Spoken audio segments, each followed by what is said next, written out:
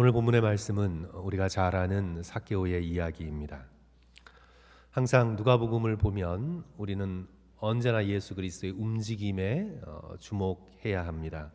이제 예수님의 움직임을 먼저 소개하고 있습니다. 우리 1절 보시면 예수께서 여리고로 들어가 지나가시더라. 예수 그리스도께서는 누가복음 9장부터 예루살렘을 향하여 올라가시기로 굳게 결심하시고 이제 움직이시기 시작합니다. 갈릴리에서부터 예루살렘까지 9장에서 19장까지 예루살렘에 입성하시는 순간까지 한 목표를 향해 계속해서 움직이십니다.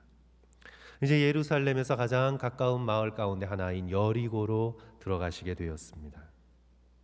예수 그리스도께서 들어가시면 온 세상이 변합니다. 왜냐하면 지금 예수 그리스도께서는 전 우주를 뒤흔드는 우주적 사건을 이루시기 위해서 예루살렘으로 나아가고 계시기 때문입니다. 하나님의 아들께서 인간이 되셔서 베들레헴 말구유에서 태어나시고 나사렛에서 자라시고 공생애에 복된 3년의 삶을 사시고 이제 드디어 십자가에 달려 인간의 모든 죄를 대속하시고 죽으시는 사건, 이 십자가의 사건이야말로 구속의 클라이막스입니다. 인류사에 있어서 어떤 역사적인 사건보다 중대하고 중대한 사건입니다. 믿지 못하는 자들, 보지 못하는 자들, 영적으로 잠들어 있는 자들에게는 숨겨져 있었습니다. 그러나 이 사건은 온 우주를 뒤흔드는, 역사를 뒤집어 엎는 우주적인 사건입니다. 지금 우크라이나 전쟁이 일어났습니다. 그것과 비교할 수 없습니다. 세계 1차 대전, 2차 대전, 그런 것과 비교할 수도 없는, 앞으로의 어떤 전쟁이 일어난다 해도, 어떤 격변이 우리를 기다리고 있다 해도 이 세상의 어떤 것과 비교할 수 없는 가장 중대한 사건, 그것은 바로 예수 그리스도께서, 하나님의 아들께서 인간의 모든 죄를 지시고 십자가에 달려 죽으신 사건입니다. 이제 이런 예수 그리스도께서 어디에 들어가시면 어디든지 놀라운 변화가 생깁니다. 우리는 알고 있습니다. 이 말씀을 다 어렸을 때부터 듣고 있어서 우리는 알고 있습니다. 예수 그리스도께서 세리장인 삭개오의 집에 들어가셔서 그 집이 놀랍게 변합니다. 삭개오는 누구입니까? 2절에 이제 삭개오를 소개하고 있습니다. 삭개오라 이름하는 자가 있으니 그는 어떤 사람입니까? 세리장이요 또한 부자라. 그를 세리장으로 그리고 부자로 소개하고 있습니다. 단순한 한 명의 세리가 아니라 세리의 장입니다. 레비뉴가 한 군데 더 있는 것입니다. 그저 사람들에게만 세금을 뜯어내는 것이 아니라 사람들에게 세금을 뜯어내는 세리에게 세금을 뜯어낼 수 있는 그런 세리장입니다. 피라미드 구조로 말하자면 굉장히 고위 관리인입니다. 갑을 관계에서 갑의 위치를 차지하고 있습니다. 그러니 당연히 부자입니다. 그는 세리장이요 또한 부자라. 우리가 여기서 삭개오의 삶에 대해서 구체적으로 우리는 어떤 것을 확정적으로 알 수는 없지만 우리는 이 세리장이요 부자라라는 성경의 소개를 통해서 삭개오의 삶이 돈을 중심으로 움직이고 있었음을 우리는 어렵지 않게 추측할 수 있습니다. 그는 돈을 중심으로 움직였습니다. 그러던 그가 마음속에 궁금증이 생겼습니다. 그냥 떠돌아다니는 소문으로 듣고 있었는데 이제 예수 그리스도가, 나사렛의 선지자 예수 그리스도가 여리고성을 통과한다는 소식을 듣게 되었습니다. 3절, 그가 예수께서 어떠한 사람인가 하여 보고자 하되, 보고 싶었습니다. 그런데 키가 작고 사람이 많아 할 수 없었습니다. 기적을 행하는 유명한 선지자가 지나간다고 하니 보고 싶었습니다. 구경하고 싶었습니다.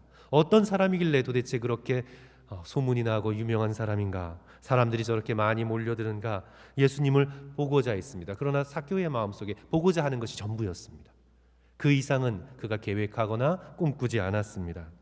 어떤가 그저 멀리서 보고 안전거리를 유지하고 사람이 그렇더라 하는 얘기를 자기가 조금 듣고, 그래서 나머지 날 동안 내가 나사렛 예수를 보았다고 떠벌릴 수 있을 정도로 그것이 전부지, 예수 그리스도와 얼굴을 맞대고 예수의 가르침을 개인적으로 받고 세리장의 삶을 떠나서 변화된 삶으로 회개하는 건 삭개오의 계획에 있지 않았습니다. 그저 멀리서 거리를 뛰고 구경하고 싶었을 뿐입니다. 우리도 예수님을 그 정도로만 생각할 수 있습니다. 나무 위에 올라가서 자리 잡고 앉아 구경하는 정도로만 생각할 수 있습니다. 종교가 좋다고 하니 한 발 종교에 담가놓고 위안을 누리는 정도로 예수 그리스도의 관계를 생각할 수 있습니다. 예수 그리스도를 인격적으로 만나고 개인적으로 관계를 맺고 예수 그리스도께서 내 집에 들어오시고 나의 모든 것에 간섭하시며 명령하시며 변화시키시는 그런 살아계신 예수 그리스도를 원치 않습니다.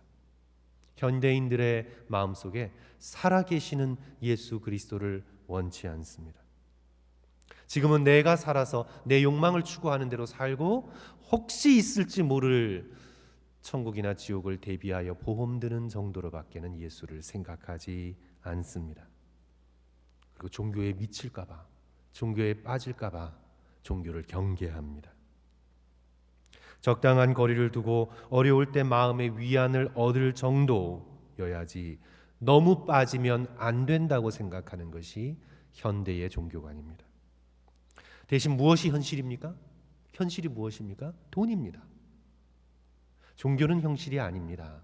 예수는 현실이 아닙니다. 천국은 현실이 아닙니다. 대신 현실이 있는데 그 현실이 뭐죠? 바로 돈입니다. 우리 주변에 현실을 잘 살아간다라고 이렇게 얘기하는 사람들을 보면 다 돈을 중심으로 살고 있습니다. 왜냐하면 돈이 현실이라고 굳게 믿고 있는 것입니다. 부자가 되는 것이 목표지 예수님의 말씀을 듣고 예수님을 따라 이 땅에서부터 영원토록 천국 백성으로 살기 위해 내 삶의 중심을 완전히 뒤바꾼다는 것, 그것은 나와 상관없는 비현실적인 일입니다. 이게 바로 삭개오의 멘탈리티입니다. 이게 바로 돈을 중심으로 살고 있는 현대인들의 정신사고의 구조입니다. 구경꾼은 되겠지만 따르는 자는 될 수 없다는 마음속에 깊고도 굳센 결심입니다. 내가 스펙테이터는 될 수 있어요. 구경꾼은 될 수 있습니다. 하지만 팔로워는 절대로 되지 않겠다. 이것이 바로 현대인들의 종교를 향한 생각입니다. 예수님과 나 사이 적당히 거리를 유지하고 너무 멀지도 가깝지도 않은 관계.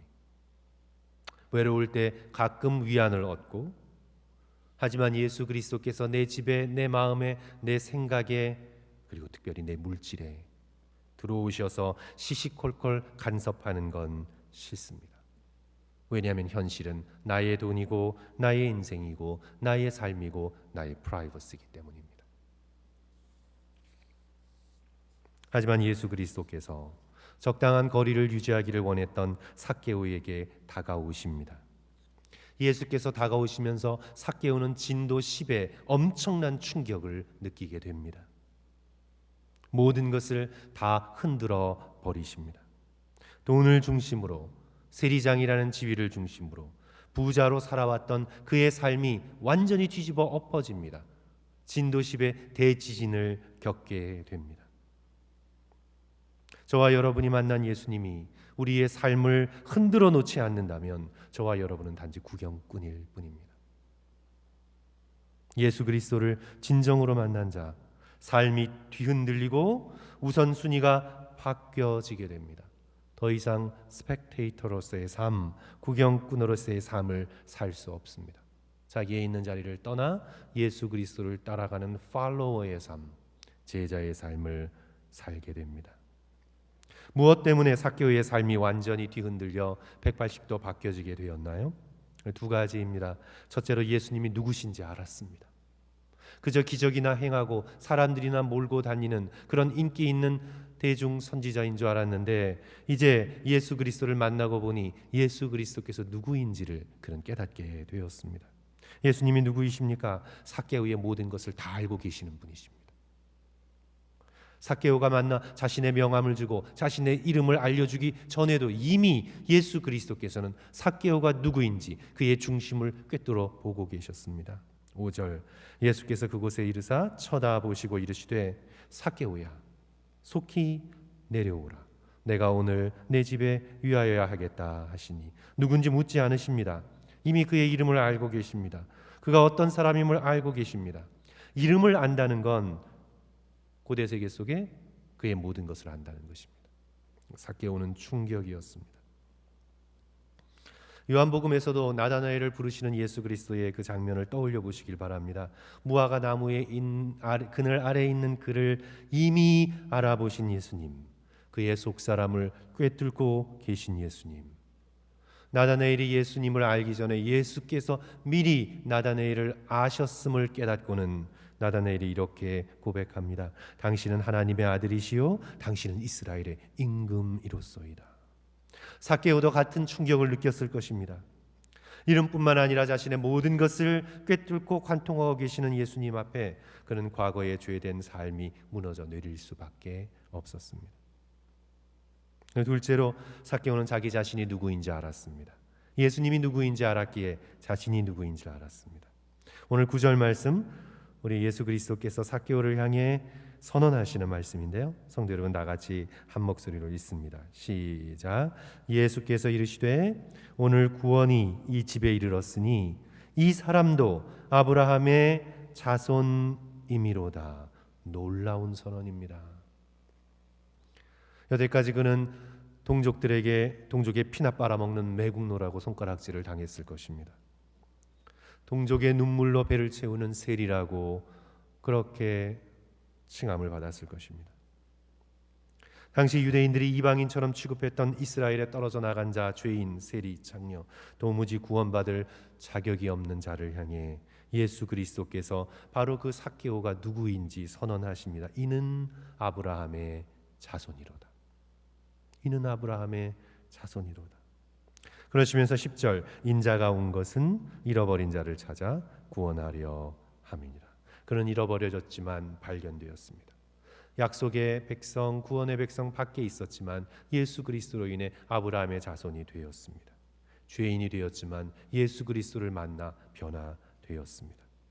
삭개오는 예수 그리스도께서 베풀어 주시는 그 놀라운 자비에 감격하여 그의 삶이 진도 10의 충격을 느끼며 완전히 뒤바뀌게 됩니다. 완전히 새로운 삶으로 나아가게 됩니다. 삭개오가 어떻게 변화되었습니까? 오늘 본문의 즉각적인 변화를 오늘 보여주고 계신데, 오늘 여기서 그는 어떻게 변화되었습니까? 구경꾼이라 그 자리에 머물러 있었을 삭개오가 예수께서 찾아와 만나주시고 집까지 들어와 하룻밤 머물러 주심으로 인해 완전히 변화되었는데, 오늘 본문의 말씀에 근거해서만 얘기하면 그가 어떻게 변화되었습니까? 첫째로 빼앗아 쌓아두는 삶에서 베푸는 삶으로 변화되었습니다. 그는 여태까지 빼앗아 쌓아두는 삶, 그 삶을 살았습니다. 그리고 자기가 쌓아둔 것을 부러워하는 사람들을 보며 즐겼습니다. 나는 너희들이 갖고 있지 못한 것을 갖고 있다. 너희들이 날 얼마만큼 손가락질하든 상관없이 나는 너희들이 갖고 있지 못하는 돈의 위력을 가지고 있는 사람이다. 그는 여태까지 빼앗아 쌓아놓고 그런 자기 자신을 즐기며 자신의 안전을 바라보며 편안하게 삶을 살았던 삶에서 완전히 돌이켜 그는 나누는 삶으로, 베푸는 삶으로 변화됩니다. 내 소유의 절반을 가난한 자들에게 주겠습니다. 성도 여러분, 생각해 보십시오. 삭개오는 예수님을 만나고 재산이 늘어나지 않았습니다. 삭개오는 예수님을 만나고 오히려 재산이 반토막이 났습니다.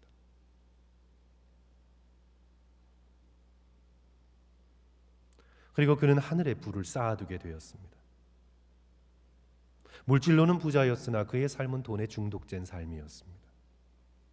영적으로는 너무 피폐한 삶을 살았습니다. 하지만 예수님을 만나고 물질적으로는 재산이 반토막이 났으나 영적으로는 하늘의 부요함을 누리는 자가 되었습니다. 천국의 백성이 되었습니다. 누가 예수님만 만나면 부자가 된다고 얘기합니까? 삭개오는 예수님을 만나고 물질적으로 볼 때, 숫자적으로 볼 때 그의 재산은 반토막이 났습니다.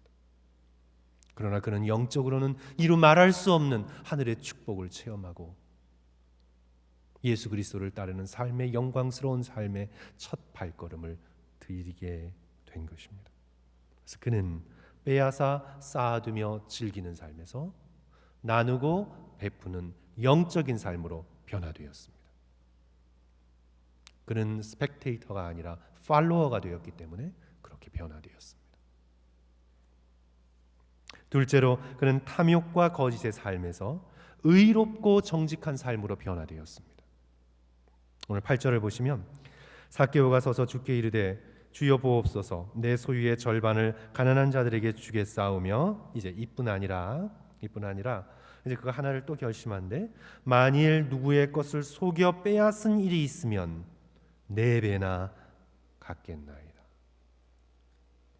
모세 율법이 정한 것보다 훨씬 더 많은 페널티를 내고 내가 불의하게 빼앗은 것을 다 원상복구할 뿐만 아니라 4배나 갚겠습니다. 성도 여러분, 이 계산대로 삭개오의 재산을 한번 우리가 정리해 주면 사실 삭개오는 예수님 만나고 전 재산이 다 날아갔습니다.